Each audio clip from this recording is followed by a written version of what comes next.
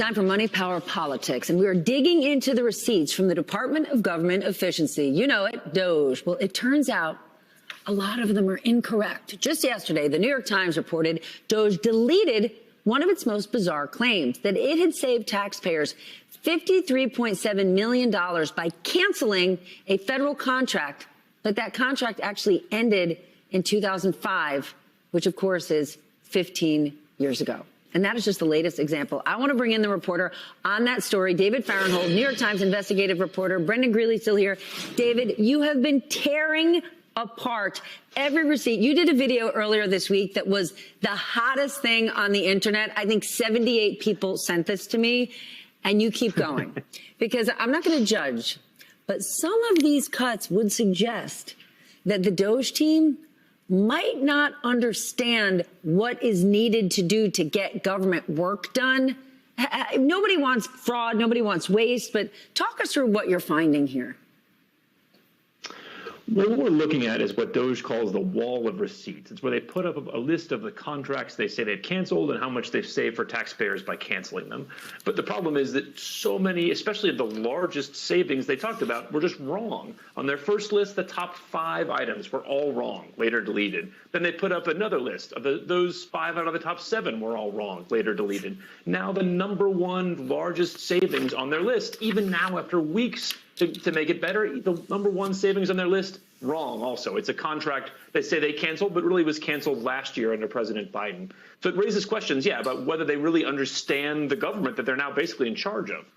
Maybe I should work for the DOGE team because I already got my number wrong. I said 15 years ago, and then I said it out loud and went, wait, 2025, 20 years ago. All right, Brendan, I want to share a new topic. What Treasury Secretary Scott Bessent said earlier today in a speech where he was defending tariffs. Can achieve prosperity, upward mobility, and economic security.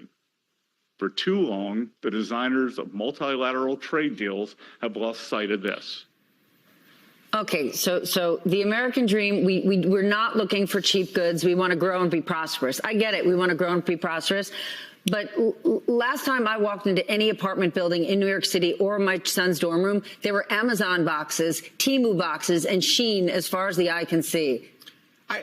He's not wrong about this. I've seen him give this speech before. It's not a terrible speech. And it's very similar to what the senator from your home state of New Jersey, Bill Bradley, used to say in the 1990s. You know, when he would debate Al Gore. Al Gore wanted trade agreements. Bill Bradley said we have to watch out for the American worker. A job is as important as a cheap product. So that speech is on the merits of it, not wrong. The problem is, how do you go about fixing that, particularly 100%. after 30 years of very aggressive free trade? Again, yanking up trade barriers, putting them back down, yanking them up, putting them back down is not how you fix the problem. And Americans are addicted to cheap stuff quickly. They are addicted to cheap stuff quickly, but I think one of the things that we noticed over the last 30 years is that we used to look at the inflation statistics and we would say there's no inflation. But if we break that down, goods are cheaper, socks and televisions are cheaper. But what's gotten more expensive is all the stuff that matters for your life: childcare, healthcare, education. That stuff got more expensive this whole time that socks and televisions were getting cheaper.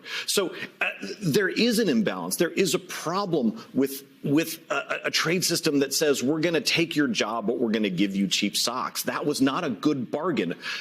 The way this administration is going about reworking the bargain doesn't seem to make any sense. It doesn't seem to have any coherence. It doesn't seem to have a plan. They don't seem to be willing to do any of the long-term boring work to fix the problem. Let's talk about the timing behind some of it, David, because I saw Commerce Secretary Howard Lutnick today say, you know, the effect of the tariffs, get ready, your T-shirts, your socks, your sneakers, they're going to be produced in America now. And it harkened back to the last time Dave Chappelle hosted SNL, where he said, I don't want us making iPhones in America. They'll cost $900.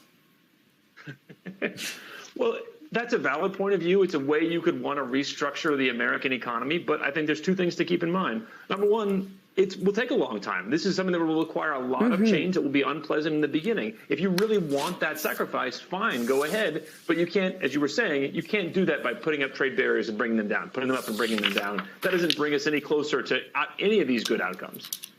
All right, there's something nerdy but important that I want to talk about. The administration got rid of 2 committees. These committees advise on putting out accurate economic stats. Also, the Commerce Secretary, Howard Lutnick, floated this idea how you can change how the government reports economic data. Brendan, couldn't this raise concerns about the White House getting cute or sassy, maybe trying to conceal or fudge the numbers, if suddenly, after years and years of reporting in one way, suddenly they're saying, well, we're going to pull this number out and pop this one in?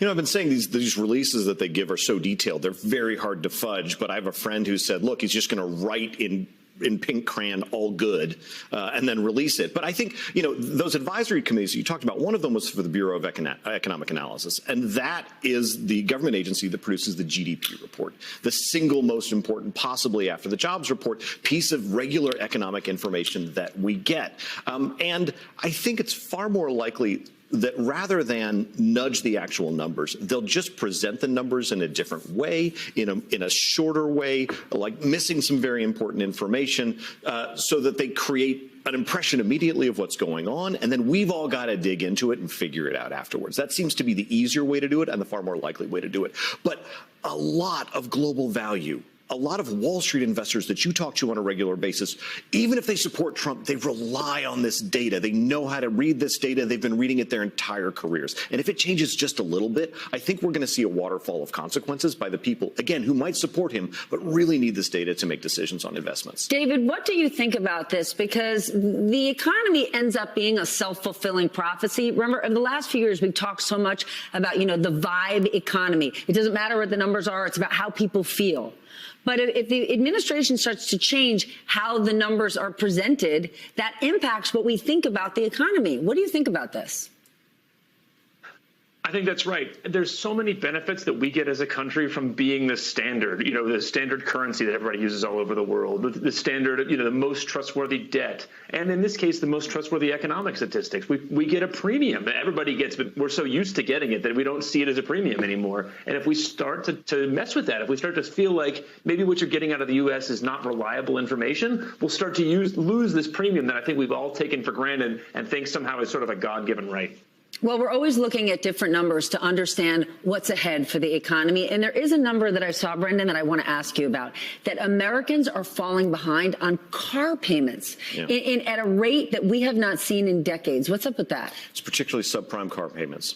We remember the last time we talked subprime, it wasn't a good time. Right, but I think what's worrying about this number is that if you have a subprime car loan, you really need that car. Yeah, you do. Nobody wants that loan. You're getting that car because you need it to get to work. You have no other choice. That is the last payment that you won't pay.